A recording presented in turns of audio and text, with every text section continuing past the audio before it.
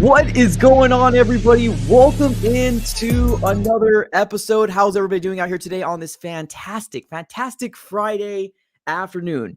I am going to be joined here by my good buddy Mythic AZ. I'm going to be chiming it up here pretty soon. But just huge shout out to the people that are currently in the chat. Thank you so very much for being here. By the way, if you guys haven't done so already, smack up that like button, do it for the algorithm, and just do it on your way in. Super quick, less than a second. So definitely go and subscribe it up as well. So we're going to dive into a exclusive event that me and Mythic AZ, if you guys don't know who that is, check out his YouTube channel, Mythic AZ.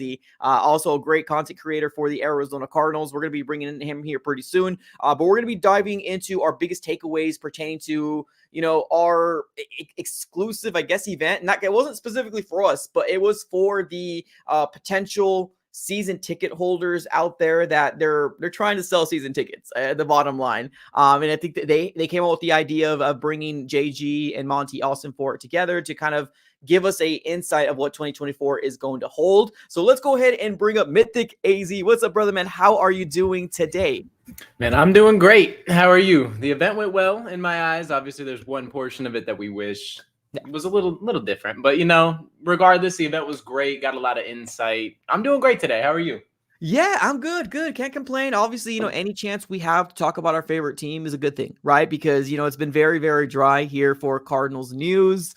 We just heard that Jimmy Garoppolo isn't coming back to the Raiders. So it's like, we're having all these news for the NFL, but the Cardinals have been very, very quiet. So it's really cool to kind of go out there and hang out with Cardinal fans because, not gonna lie, there were some Cardinal fans that actually recognized us, and it's actually pretty cool. There was a few of them that chimed in and said, "Hey, I love what you guys do. Keep doing what you're doing." And they even looked at you and they're like, "Oh, I recognize you too." Right. So it's pretty cool, man. How do you feel about that in terms of just I guess being recognized, for doing what we do? Man, it's dope. Shout out to everyone who showed up and recognized us. Either asked for pictures, just said what's up, just walked up to us and had conversation. It was really dope meeting a lot of you guys. Obviously we haven't met, but shout out to everyone who's tuned in. We got 38 people right now, so shout out to every single one of you. But man, it was dope. You feel the same? Yeah, I agree. I agree. Sick. If you do see us at a game in 2024, obviously I think a lot of us, or me and Mythic, actually do enjoy talking to you guys. So don't be scared. Sure. We're just human, just like you guys. So sure. Let's dive into it. Now, I want to start off real quick. If you don't mind, there's only one knock, and you said this a little earlier. There's only one negative about this event, and it's not something where I'm going to come out here and be too vocal about, because at the end of the day, I wasn't promised anything. They just said, come out here, have a conversation with, or not have a conversation, but basically listen into the insight of what JG has to say. One big knock that I have, and this is it. This is the only thing, is the fact that I was really hoping there was going to be a live Q&A. And there wasn't. It seemed like it was pre-made questions. And it was hosted by Paul Calvisi, which I'm pretty sure if you guys are Cardinal fans, you know who that is. Insider of the Cardinals, and he does local radio stations or on the radio as well. So that's really my only knock. I thought it was a pretty cool event. We saw some fans. They recognized us. Everybody seemed to have a good time. Is that your same knock or your negative about this event as well, or do you not care too much? It is, but I kind of understand from a PR perspective why they can't open it like that, because if we're sitting here and we're gonna live Q&A, you don't know. Some fans might be unfiltered, unhinged, and just be like, listen, I don't like Kyler. Listen, I think you need to cut Buda Baker and you need to trade him or something. Like, they could just go unhinged. And as the head coach and the GM of the team, you're just sitting up there like, Yeah. Or like, I don't know. There's a couple questions that they can't answer, so I get it. It's like super PR based, and they kind of have the questions predetermined. It makes sense, and we did get some good insight regardless. But I do wish we were able to chime in and obviously ask a question, because it's not every day that you get to be in the same room as the head coach or the GM of a team. Right. So you would like to get insight, or at least just ask questions that a lot of people have. So that's the only knock. And there's a lot of questions. There's a lot of questions heading into 2024, but I'm still glad that I ended up going. So let's dive into what the big takeaways are. I want to start off with Jonathan Gannon and Monti Ossenfort as a person. Days. All right, let's just, I want to start off with them as a person. I think we all kind of know that's who they are in terms of like what we see on when we're watching YouTube screens, right? The post games or just the post game, whatever, right? Monti Ossenfort and head coach Jonathan Gannon, they're as real as they get. Now, to me, I feel like when I look at Jonathan Gannon, this guy is a cool ASS dude. Like, this guy's as cool as they come, man. I think this guy's awesome. Honestly, just the way that he carries himself, the way that he, I don't know, just is. He was cracking a lot of jokes, and it doesn't seem forced. It really kind of felt like he was a guy. He was a guy that would love to come in and watch TV with you or watch the game with you, because he truly does feel and want the best for the Arizona Cardinals. So I just want to say that there's no faking it with Jonathan Gannon. I think you had a little bit more interaction with Monti. I stood on the Jonathan Gannon. Like, I took a picture with Jonathan Gannon, and I was like, okay, I'm going to dip. And I know you took a picture with both of them. How do you feel about both of them as just people? So what it seems like literally what you guys see and what we've seen from either interviews, just like post-game conferences, pre-game, everything that you see from Jonathan Gannon and Monti Ossenfort, when you hear him speak, it's the exact same thing. There just seems to be like a genuine, I can't explain it. There's just like a genuine vibe that you get from Jonathan Gannon. Like, doesn't fake it. He's really like, I don't know how to explain, like sarcastically funny. Yep. Like, it's very like subtle. He's quick with jokes, and you can just tell like he has that like calmness to him. He just has a certain calmness. But Monti Ossenfort said it. The team takes on the identity of the head coach. This is his words. The man can get rallied up in 2 seconds. The players rally behind this man. Don't get it twisted. So that calmness is an off the field thing. On the field, this man is a psycho, right? Yeah. Like, the players buy in to what he has for a reason. So I understand why the players like him, and I see why this team buys into what we have going. Like, I genuinely do. Like, Cliff, I don't know. Like, Cliff kind of had like a meh vibe. I'm not going to lie. Like, even in the interviews where it's just like, you knew what you were going to expect. You ask him an injury question, it's just a predetermined response. Jonathan Gannon's just like quick, witty with it. And witty. I think that's a great word, witty. Just really cool. It seemed like a really cool guy. Even when I took a picture, first thing he said to me was, "Oh, cool jersey." Of course, I was rocking the Larry Fitzgerald jersey. It's one of those jerseys that's never going to go away. I think we all love him as Cardinal fans. So just cool dude overall. He made jokes just like Monti Ossenfort won't even tell me who we're picking at fourth, right? Because of course, that was a question out there in terms of who the Cardinals picking with the fourth overall spot. And of course, they're not going to come out here and give us the spiel, and I don't expect them otherwise. But like, it was really cool to see. I guess, I don't know, just them out in the world, in nature. Because here's the thing too, like, one thing that we forget a lot is the fact that like they're people. These are people. Like, these are people too. Like, sometimes we kind of forget the fact that they're doing what they do, but they're people just like us, man. They breathe, they eat, they do all the stuff that we do. It's just they get paid more than we do. They have a lot of knowledge of football. Like, it's the biggest difference. But it was really cool. I had a lot of fun. What else do you want to talk about pertaining to their personalities or them as people before we chime into the other takeaways that we have? I wouldn't say necessarily personality, but you can tell Jonathan Gannon and Monti Ossenfort are really close. For a first-year regime, it seems like they kind of are on the same page. They've said it multiple times that they are both locked in. They are both on the same page about a lot of things. They might not agree on everything. They might not have the same opinion on a lot of topics. But at the end of the day, they're locked in. And at the end of the day, I feel like this regime, and they ended that with saying they're going to bring a championship to the Valley. They did. They said they're going to bring a championship to the Valley. They will not rest until it's done. And there just seems like they're as riled up going into year 2 as we are. I feel it. I genuinely felt from the entire thing that they are locked in. They're ready to go. They can't wait for the next season to start because they know what they have and they know what they can build on. And I'm ready. I'm so ready for the season to start. We are in February, guys. Yeah. It's February. I need the season. I need it. I need it. I need it. I absolutely do too as well. Let me give a huge shout out to my guy AZ Fan. What's up, brother? Thank you so very much for the $20 donation. He says this team will be playoff contenders next season. I believe in Monti will make the greatest moves we have seen in Cardinals history. It feels good to be Cardinals fans because they are coming. K1 is an MVP next year. What are your thoughts on this before we jump into the other takeaways that we have? I really do think Monti's going to make really good moves coming up. With the draft picks through free agency, I don't know what it's going to be. I don't know who he's going to bring in. I don't know what they're looking at. Obviously, a lot can change in the draft. A lot can change in free agency based on who. Obviously, free agency's first, but a lot can change. But I feel like the Cardinals' minimum next year is genuinely like, again, I don't want to sound delusional. We said this on our podcast, but 8 wins as the minimum. The NFC is wide open. I feel like this is a time to capitalize. A lot of the top teams are getting older. The 49ers just, after that Super Bowl loss, seemed like they are just blowing up. Like offensive linemen coming for each other, taking shots at each other. Then he's like, sorry, I was drinking a little too much. And then Brandon Ayuk, his wife, goes on like Instagram or TikTok, and she's spewing like, okay, we're not going to be here next year. And then Brandon Ayuk won't answer whether or not like anything's going to happen. People are coming for Deebo Samuel and the fact that he's an on and off player, and they're questioning his work ethic. And he's the seventh highest paid receiver in the league. And then George Kittle got shut out. Like there's a lot of things just surfacing and coming out about the 49ers, for example, that are crazy. Jason Kelce might retire. Fletcher Cox, that's another top end team. I'm not expecting a collapse necessarily from both of those, but like, I don't expect them to have the reins anymore like they did, where it's like, okay, these are the 2 teams in the NFC that are just going to take it and run with it. Right. Like the 49ers are going to retain a lot of talent, don't get me wrong, but it's not going to be the same team. I'll tell you right now, that's not the same team going into next year. And then I'm sorry, go ahead. Yeah, and then the Eagles, obviously not the same team either. There's going to be a lot of retirements, a lot of players getting shipped out with Son Reddick, for example. Like they're going to miss a lot of pieces.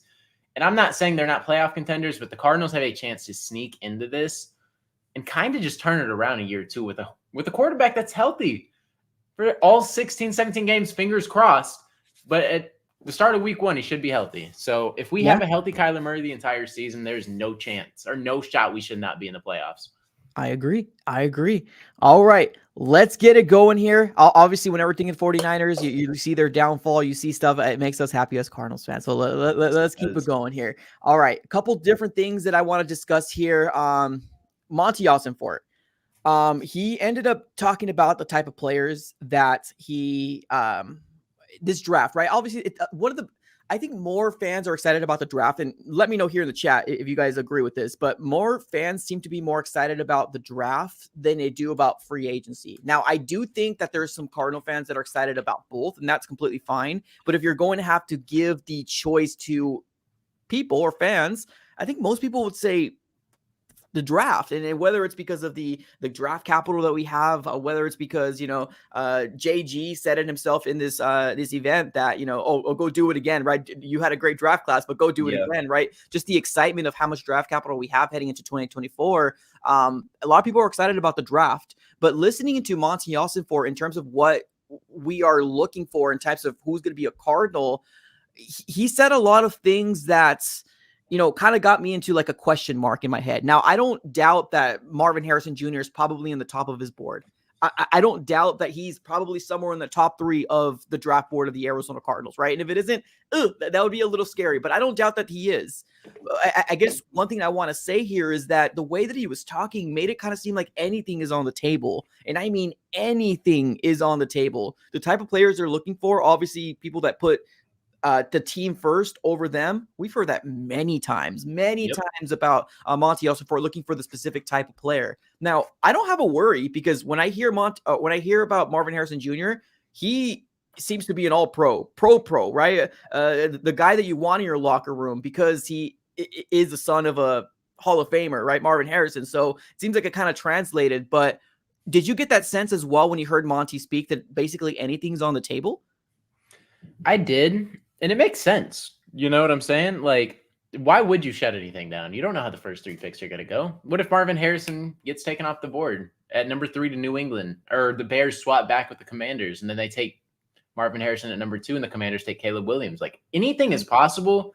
And we're not in a position where it's like you just have the comfortability just to sit back and you just know who you're picking, like Chicago does. Like, Chicago obviously still has to make that trade, but we're not in a spot where it's a for sure thing that Marvin Harrison is going to fall to us. So we need to have all options on the table, whether that is to be to trade back. Who knows if a team's going to call up and offer some crazy 3 first-round picks to move up from 22. And you're sitting here like, okay, Marvin Harrison's off the board, or our prospect is off the board. Let's just say it's Joe Alt, for example. I'm just going to throw his name in there just as a player. Oh, we wanted Joe Alt and Marvin Harrison. They went 2-3, just hypothetically. Okay, let's trade back. This team is willing to offer us 2 first-round picks, 2 seconds. Why would we decline that, right? Build on the draft too. We still have a first-round pick in the back end. You could also trade up. Like, anything is on the table. And I don't know how the prospects are going in the order that he wants it. Like, obviously, I'm Marvin Harrison or die right now, and I kind of stand on that. But a lot of people want Marvin Harrison in different fan bases. A lot of Bears fans want him still. A lot of people are Team Justin Fields. Yeah. A lot of Commanders fans want him as well. My friend is a Commanders fan, wants Marvin Harrison. I'm like, listen, you better shift your focus you better shift your focus somewhere else because he's our guy, right? Like, yeah, so, and they got bigger problems, man. They got bigger problems over there. Like, back off. Back off. Marvin Harrison's our guy. Like, come on. And then the Patriots are linked to him as well. So it's like, I've heard rumors of all 3, and I've even heard Washington Commanders. So it's not like he just threw that out of nowhere, like he sent me a link or whatever. And there's rumors about everything in the draft right now. So this is the time, but I feel like everything should be on the table. And I like that Monti's at least willing to admit that and kind of just be vulnerable with that. Cause at the end of the day, anything is possible. You don't know how it's going to go. And draft is what, a month away? A month and a half? I would say 2 months at this point. Cause we're barely mid-February and we're talking about the end of April. So yeah, we got about a little over like 2 months. Yeah. So there's a lot that can happen in those 2 months. So everything needs to be on the table, but praying Marvin Harrison's at the top of his draft board, man. Hopefully he sees what a lot of people are seeing. But if he doesn't go that route, I trust him still. Yeah. I agree. I agree with the thought of in terms of like we need to have all options open. And I do agree in terms of like everything's on the table because you're right. Picking at 4 is not as like picking number 1, it's 3 spots, but like, dude, anything could happen. Anything could happen. So I think that's kind of the worrisome in terms of what Monti Ossenfort has, in back of his mind, and it should. And I'm glad he's thinking of everything we possibly can. Let me get to Deus's contribution here. He says, I am amped up for 2024 and 2025. JG now has a foundation to work from and has first-hand experience with the division rivals. JG is an assassin in the film room. FTW. What are your thoughts on this? I agree. I think Jonathan Gannon is a fantastic coach. Like, I genuinely do. I said that before. We even got to hear him talk in person. It didn't really change much for me, but it kind of just like reiterated and kind of solidified it for me. Mm-hmm. This is the guy long-term and the GM long-term that I want running this team. Like, being a fan of this team with those 2 in charge, love it. Love it. And honestly, I don't know if it did for you, but I'm even more amped for 2024 than I was before. And it kind of just pushed, like, I don't even know what it is. Just like seeing it in person, just seeing them in person just kind of has me ready to go and like ready to like, I wish we could start making content again right now and just start pushing Cardinals. Like, I wish the news would drop. Yeah. We can just get this thing going. But, we got a couple more months to go. Players still got to come in. Players got to get ready for the season. Coaches still got to implement new things. So I'm just ready. Let's go off with a big takeaway from you, and then I'll go next. We'll kind of just intertwine. So what's a big takeaway that you have? Okay, so I got a couple. So the first one, a lot of people love Trey McBride. They touched on Trey McBride. And they said Trey McBride took a fantastic leap last year. But even on his good games, he would still walk up to Jonathan Gannon and be like, oh, I did this wrong. I'm going to be better, coach. Coach, I know on this play I should have done this. I should have had better ball security here. I should have done this. I should have done this. Like, he's very self-critical of himself. And Jonathan Gannon honestly believes that he's going to take a bigger leap going into next year. That's what he said than the year before. And that is his first year basically starting, and it wasn't even a full season. So Jonathan Gannon said he's very self-critical. He's very aware, and he just wants to get better. And that's the kind of player that he wants. That's the kind of player I want on a football team that I'm rooting for. Like, it's almost impossible not to root for Trey McBride. Agree. When you think of football player, Trey McBride is right there. So I'm very excited to see what Trey McBride has in store for 2024. And it seems like Jonathan Gannon does as well. It's cool. It's so weird. Honestly, it's cool, but it's weird to talk about a excitement for a tight end. We haven't had one as a Cardinal fan, of course, as a Cardinal fan. Like, we haven't had success with a tight end. And to be very frank, I'm excited too, man. 2023 was a really good season for him. And I hope obviously he builds off of what he's done in the regular season in 2023 and just kind of completely build on what we can do in 2024. But yeah, man, the way that they described him, he made it seem like he's a guy that always wants to improve, regardless if you had a really good game. And we've seen some really, really good games from Trey McBride this last year. So it's cool to see that we have the foundation pieces, or at least the pieces that we feel like is going to be a staple point, right? Where your Trey McBride, your Kyler, your Paris Johnson Jr., your James Conner. We got those pieces. Hopefully, Budda Baker. We got those pieces that are going to be preaching the same things, and you need that in a locker room. You need that in a locker room for a lot of the younger guys that are coming in here that need to learn the way of the Cardinal way. So, I agree. All right, let me get to my takeaway, and then we'll go with you next. One thing that I heard in this as well, which got me pumped up, because I think you were the same way in the offseason, but Garrett Williams has been a guy that's been on our radar since the offseason. I don't know if you said this, but I said this, should have been a first-round pick if he didn't get hurt. Should have been a first-round pick out of Syracuse. And they even said it. They interviewed him in the combine. Now, one interesting fact that I didn't know, apparently there's like 321 players in the combine, but they have the chance to interview 45 of them. 45. It's like a speed dating is what you're doing. You got 15 minutes. Yeah, you got to have a real quick assessment of trying to get to know somebody in 15 minutes. I'm not going to lie to you, Mythic. I just met you yesterday, right? Yeah.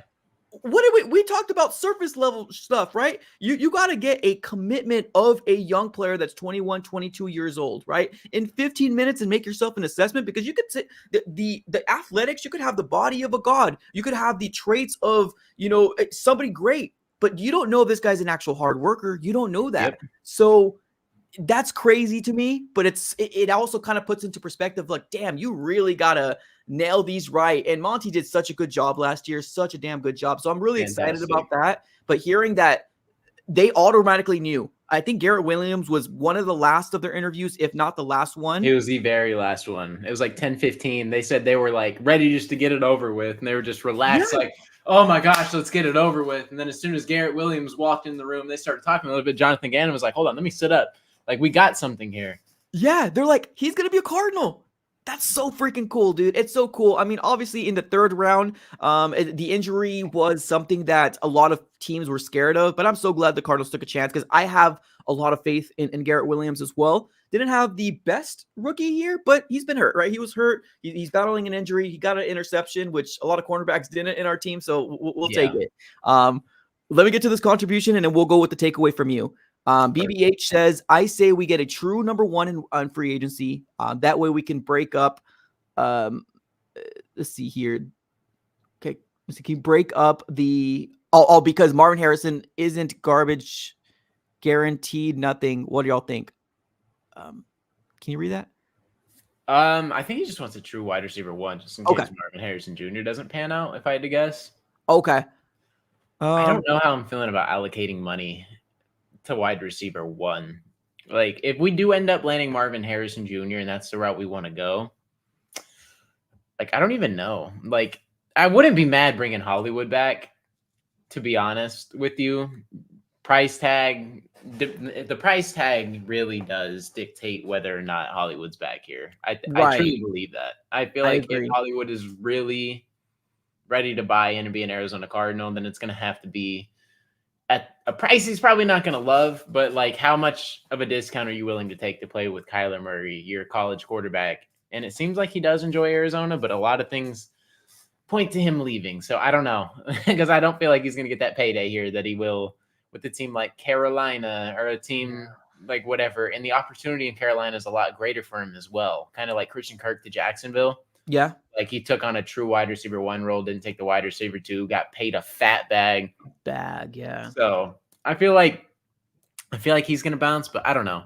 I'd prefer a wide receiver 2, if anything. I don't want to pay 20 something million, I 18 agree. million to a wide receiver in free agency. I'd rather allocate it to like DN, D line, corner, something that's like a true position of need that can't really be addressed in the draft. I think wide receiver can be addressed in the draft. The only wide receiver one I think that's in free agency is probably Mike Evans, but he's up there in age though. Like that's my biggest concern is that like he's an injury away of the Cardinals being like, oh boy, like we have a lot of money tied up in here. He's not giving us production. I like T. Higgins, I truly do, and I do like Michael Pittman, and they can be number ones. Obviously, it just depends on the scheme and if we can obviously scheme them open. But in terms of like who's done it for multiple years on end, the other one is Mike Evans to me. But he's up there in age. So I agree with going wide receiver 2 in terms of for me and then focus on maybe getting that number 1 receiver in the draft and obviously develop because, yeah, I mean, we don't know what Marvin Harrison Jr. is going to be, but we're also talking about a guy that's like seen to be one of the best prospects, wide receiving prospects. Who was the last one? I think Megatron was the last one in terms of wide receiving prospects pertaining to like this guy's going to be it. So I don't know. I would rather throw not the bag, but I'd rather allocate the money somewhere else and like a wide receiver 2 personally as well. I agree with that. Yeah, that's what I'm saying. Let's go with another takeaway from you.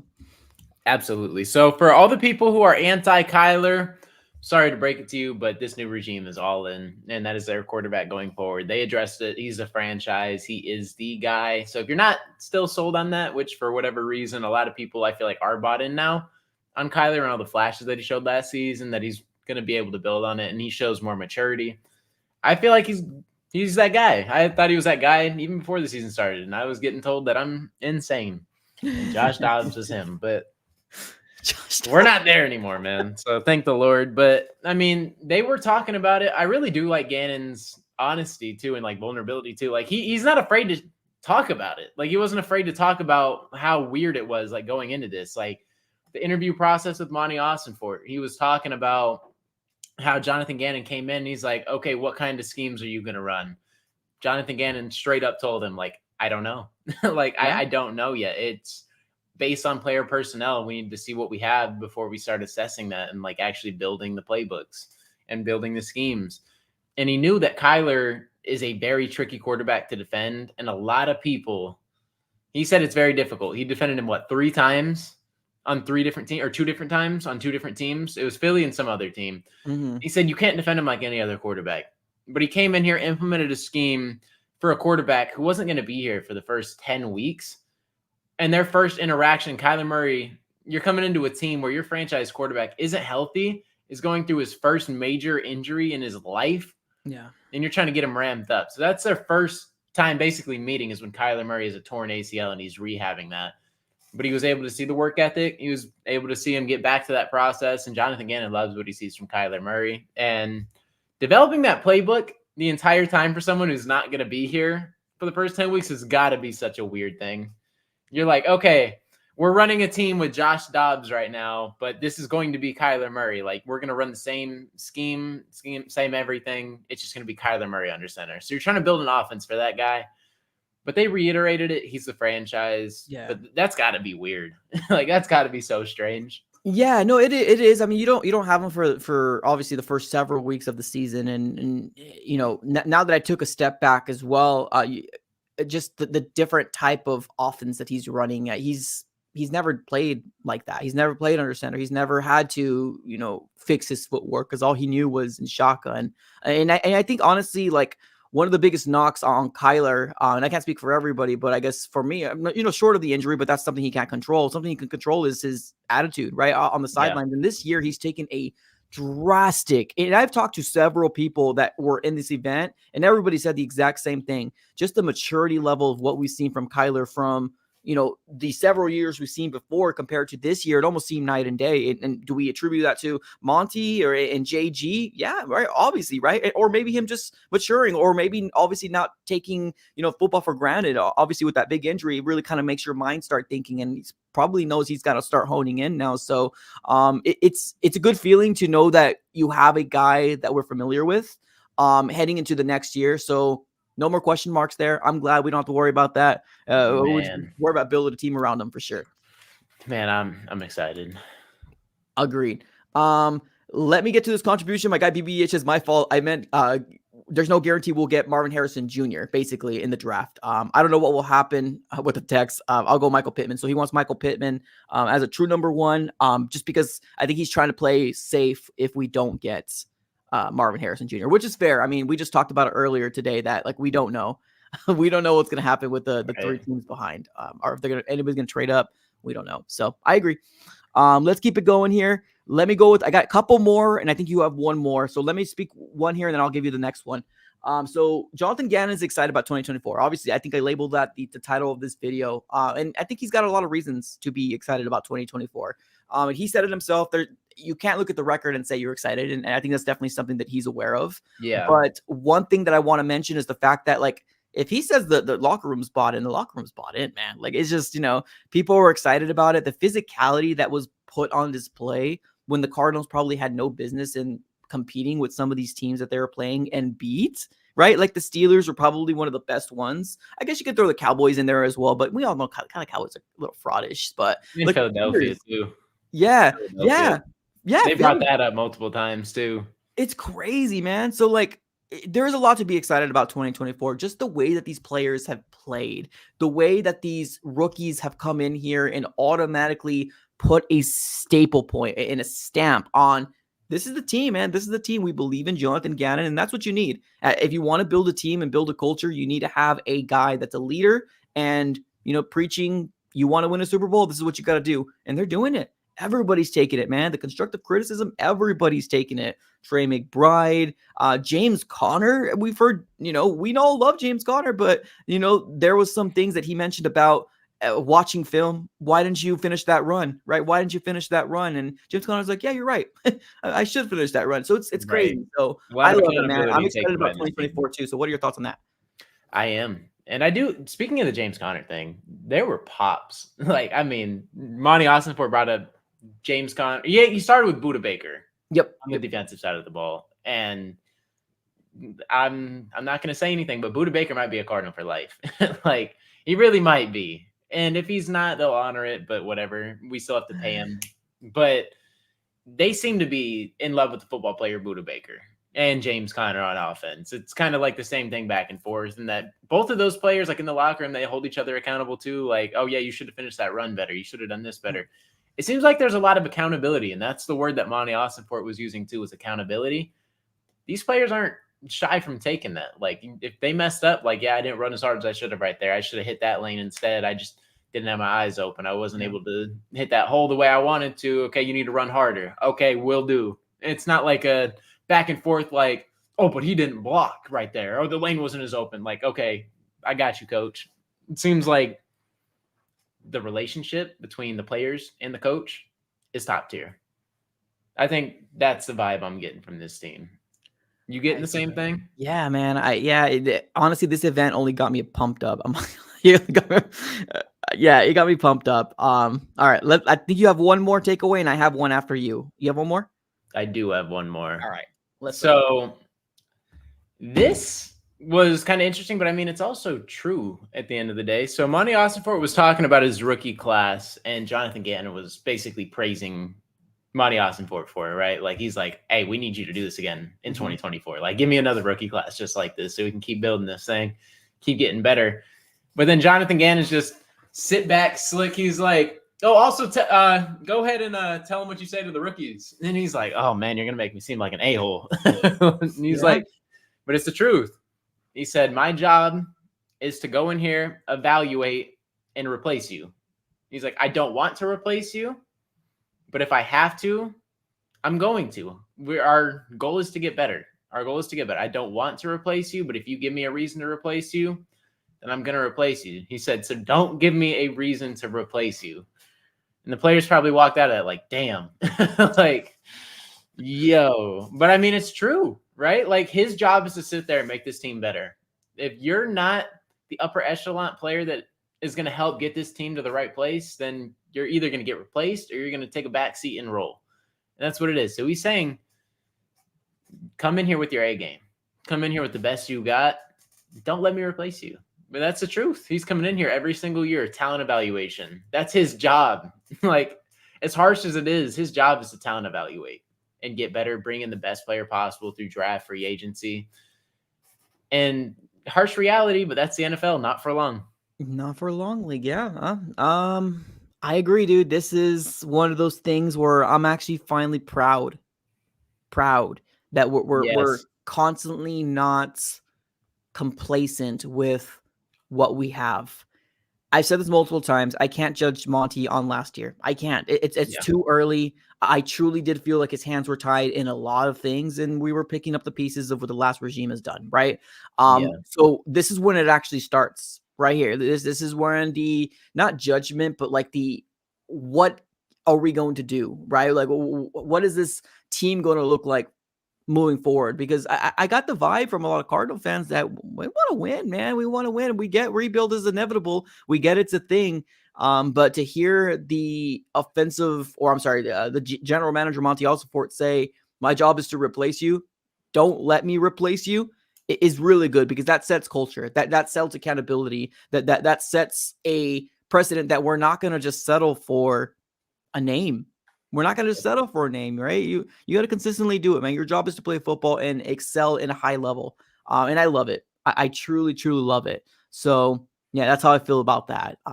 I guess my last takeaway here, and it kind of segues it. JG is very, very known for the little things that he says, right? It feel like he says something and people just love to write on it, right? Whether it's like who took the bus here, or do you have fire in your gut, right? Don't get it twisted. He said something today for some reason kind of stuck in my mind, or not today, but on yesterday's event, stuck in my mind, and it was the word warpath. I don't know. He just said some random stuff, but he said that he's looking for people to be on the same warpath as him. And just I guess the way that I translated it was the fact that like we have the mission. We know what we need to do moving forward. This is what we want to be the end goal at. And you're either with us or you're not with us. This is the warpath. We need you to jump on. And he said it himself in 2024.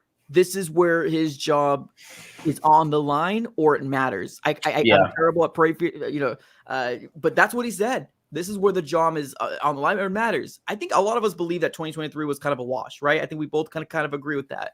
2024 is when it actually starts. This is when the judgment starts happening for Monty and JG. So I love that, man. What are your thoughts on, I guess, the warpath comment?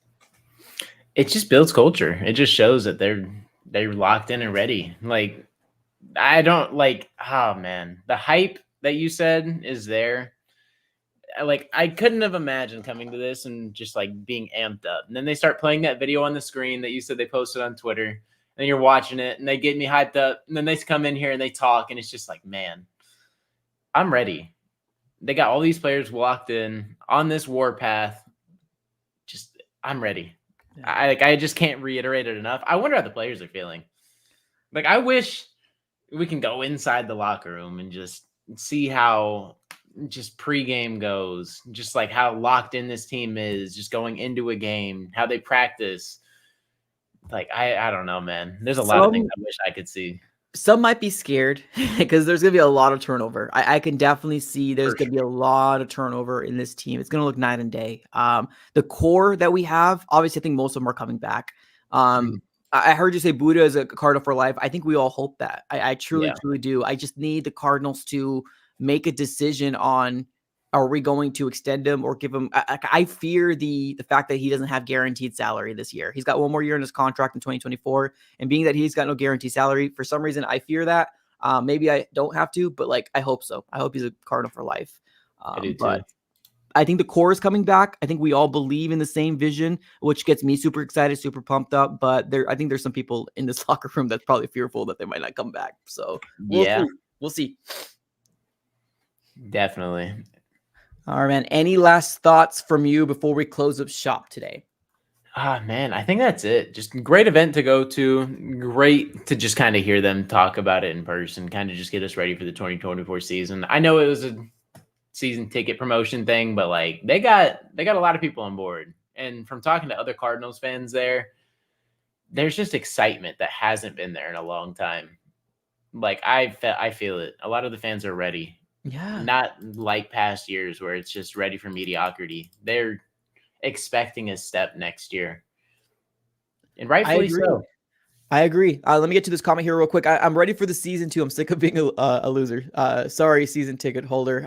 Losing every game and still attending games. I'm excited this year and hopefully more W's. Go Cards. I agree. One thing I want to also talk about here real quick is I think they mentioned the fact that like we still had a lot of Cardinal fans come in here now. I think it's not.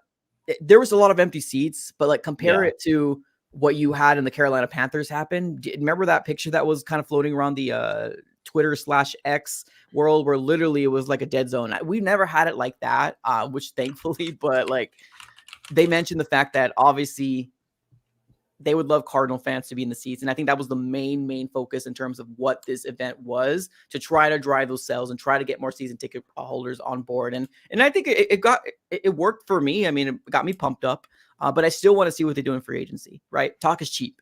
Yeah. Show me is what I want to see. It really is. And shout out to Cardinals fans, because even though like I feel like this team does have a very loyal fan base, and we're just not like we do here for mediocrity.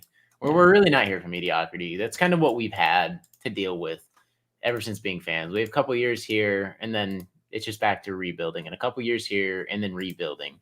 Yeah. So we're not like the Panthers, like you said. And I actually have a picture of the stadium real quick, and I know it was cold and potentially rainy, but like this is 20 minutes before the kickoff. That's 20 minutes before kickoff. I've never seen a Cardinals stadium like this, whether it's filled with other teams' fans or Cardinals fans. I've never seen a stadium like this. Yeah, never have. Ever. Even on the worst games where I've been to games where it's end of the season, we have 3 wins, 4 wins, and the tickets are cheap and they're just trying to sell it. It has never looked like this that I've seen. Yeah. No, that's bad, man. It's bad. And they mentioned that too. Yeah, they mentioned the fact that, you know, they're appreciative of us showing up and stuff like that. So it's cool. You know, I do feel appreciated, but like I said a little earlier, talk is cheap. Let's see what we can do here moving forward. So I'm really excited about that. All right, y'all. We're going to close up shop. Thank you, everybody, for tuning in. Everybody here in the chat, Deus, Michael, Tracy, Two Stick, Shans, who else is up here? We got Classy, Michael, Adrian. Thank you so very much for tuning in. As always, everybody have a great weekend out there. Mythic, if you guys want to check in his channel, Mythic AZ, just go ahead and check it out there on YouTube. Anything else before we let everybody go? I think that's it, man. Hope you guys all have a great day. Let's go Cardinals. Absolutely. All right, y'all. Appreciate you for tuning in as always. Have a great rest of your day and go Cardinals.